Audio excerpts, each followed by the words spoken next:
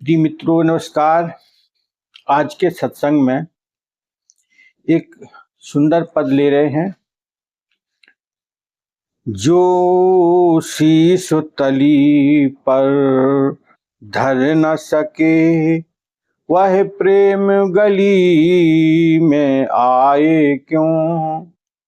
जो शीश तली पर धर न सके वह प्रेम गली में आए क्यों। संसार नहीं है रहने को यहाँ कष्ट ही कष्ट है सहने को। जिसे प्रेम नगर में जाना है वह जग में चित्त भरमाए क्यों। जो शीश तली पर धर न सके वह प्रेम गली में आए क्यों। तुम्हें काम क्रोध से बचना है यह सब माया की रचना है। जो मन विषयों में मोड़े नहीं वह भक्ति का ढोंग रचाए क्यों। वह प्रेम गली में आए क्यों। जो प्रेम नगर में रहते हैं उन्हें बावरा बावरा कहते हैं। जो ताने जग के सह न सके जो ताने जग के सह न सके वह प्रीतम से नैन मिलाए क्यों। वह प्रेम गली में आए क्यों।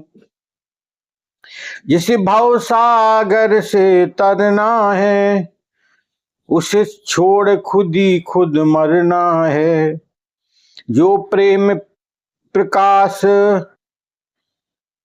का पा न सके जो प्रकाश प्रेम का पा न सके वह इष्ट देव अपनाए क्यों।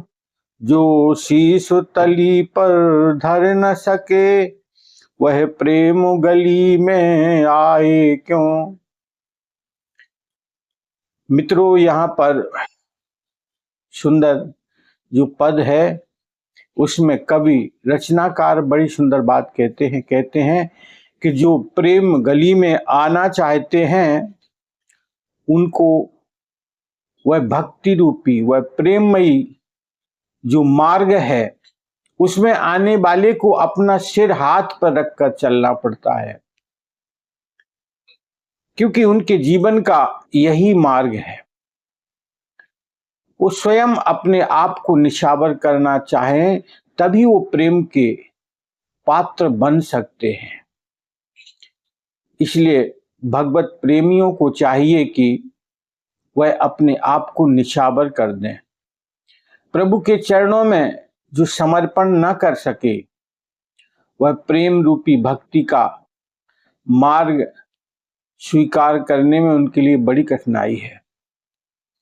कहते हैं संसार नहीं है रहने को यहाँ कष्ट ही कष्ट है सहने को।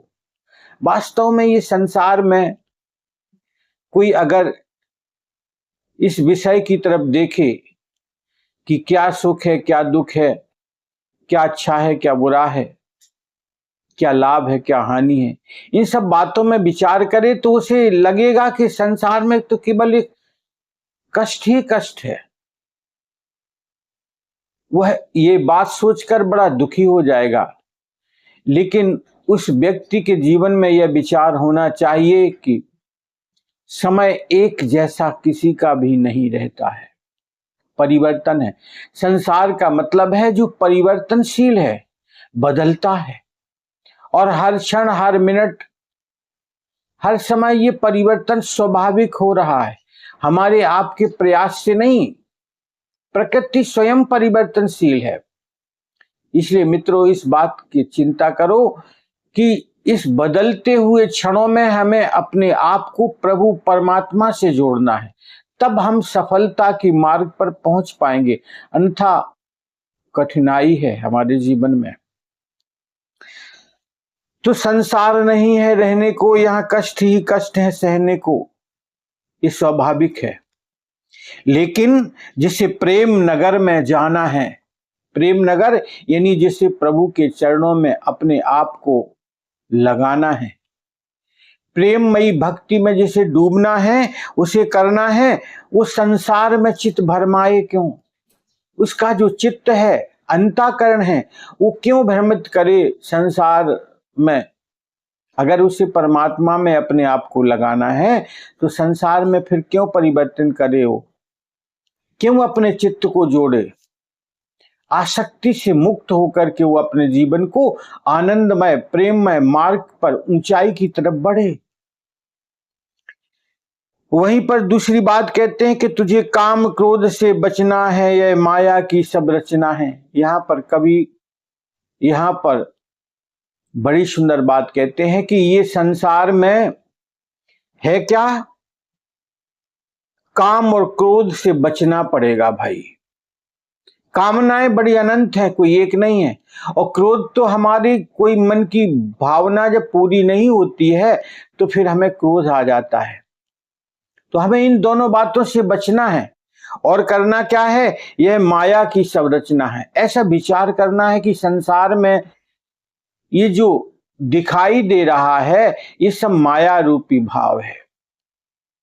हमें इसमें आसक्ति नहीं बढ़ानी है, बल्कि हमें इसमें भी परमात्मा का भाव देखना है। प्रयास करना है कि सभी जीवों के अंदर हम परमात्मा का अनुभव कर पाए। तो करना क्या पड़ेगा? जो मन विषयों से मोड़े नहीं, जिसका मन परिवर्तन नहीं हुआ, संसार की आसक्ति से छूटकर प्रभु के चरणों के प्रेम में जो डूबा नहीं, वह भक्ति का ढोंग रचाए क्यों? वो फिर भक्ति की बात ही क्यों करता है भाई?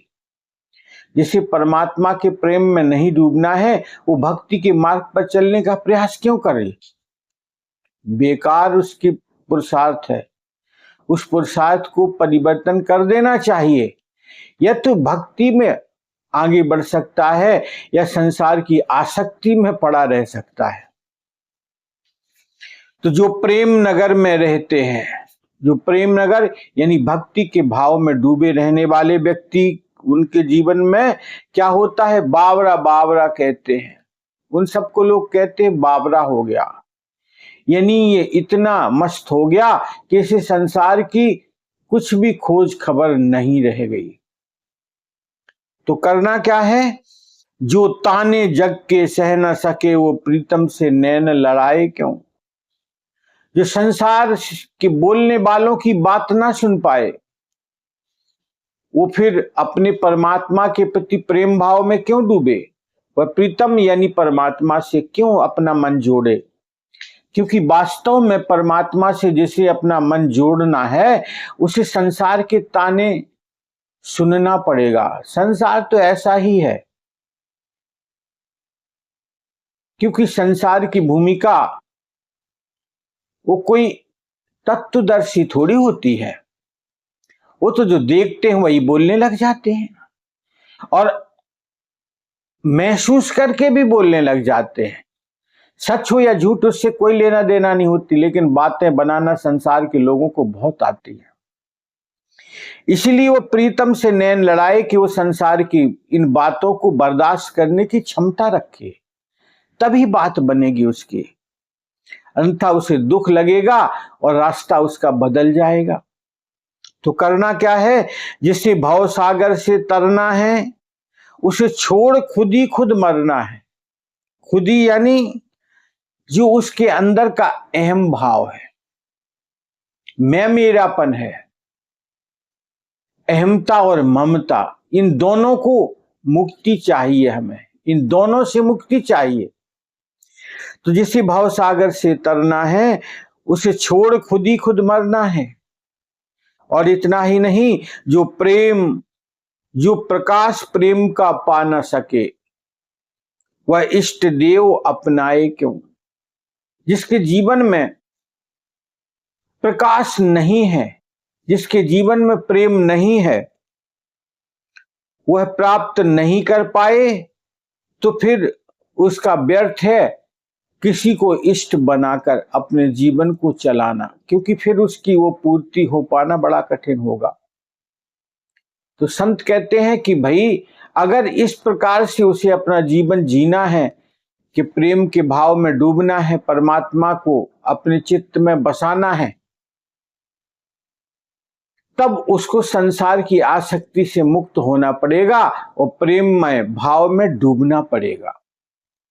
इस प्रकार से बात बनने वाली है, क्योंकि संसार की स्थिति कुछ निराली है।